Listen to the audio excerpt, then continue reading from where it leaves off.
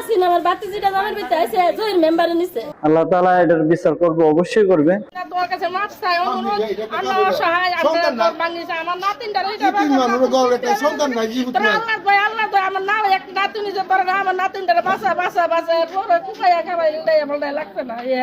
হেরা কাছে আমি মাপ চাইছি যে ফার্স্ট গুরু শরণ নাসিন আমার বাতিজিটা আমার ভিতরে আছে জয়ের মেম্বারে নিছে। ঘরের মধ্যে কি কি ছিল? ঘরের মধ্যে মাংস নিছে, চাউল নিছে, জিনিসপত্র যা আছে কতটার নাম খুব আমরা আপনারা দেখুন না, তো দেখবেন দেখে যায় না আমরা আমরা দেখতাম আছে নিচে যাতে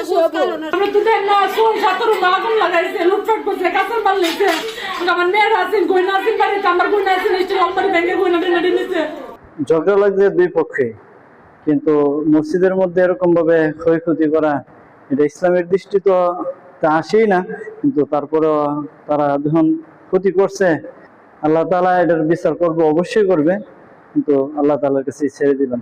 এই যে মসজিদের মধ্যে গেট তালা ছিল, দুটোটা গেট তালা দিয়ে আমি সকালবেলা মুক্ত করে তালা দিয়ে গেলাম। তালা দিয়ে যাওয়ার পরে আমি এরপরে যে ঝগড়ার সময় চাই দিই দুটোটা গেট খোলা, আর ছাদের উপর থেকে ছাদের উপরে ওইটা মানুষের ঝগড়া করতেছে, আর এদিক দিয়ে ইডাল পড়ছে যে ইডালের ছুটে গ্লাসটি ভেঙে গেছে।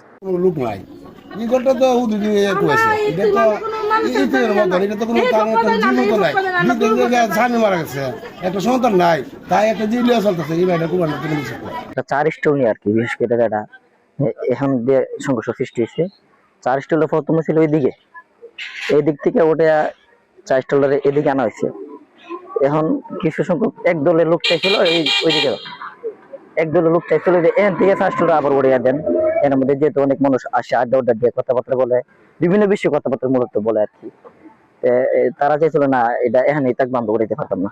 তো ওই বিষয়টা মূলত কেন্দ্র করে 4 স্টোল কেন্দ্র করে মূলত ঝগড়াটা সৃষ্টি হয়েছে আর কি। সকাল থেকে এখানে দুটা পক্ষ নিজেদের আধিপত্যকে নিয়ে সংঘর্ষে জড়িয়েছিল। আমাদের পুলিশ সংবাদ প্রাপ্তির সাথে সাথে জেলা পুলিশের টিম এবং গোয়েন্দা শাখার টিম আমরা একসাথে এখানে আসি, এসে পরিস্থিতি নিয়ন্ত্রণ আনি। পরবর্তীতে আবার পুনরায় এখানে রাজগড়ের ভিতরে শাখা রোডে একটি সংঘর্ষে জড়াইছে বলে কিছু দুষ্কৃতিকারীরা সংঘর্ষে জড়াইছে বলে জানতে পেরেছি। পরে আমরা এসে বিপক্ষকে আমাদেরকে দেখে বিপক্ষ দিকে চলে যায়। বর্তমানে পরিস্থিতি স্বাভাবিক আছে।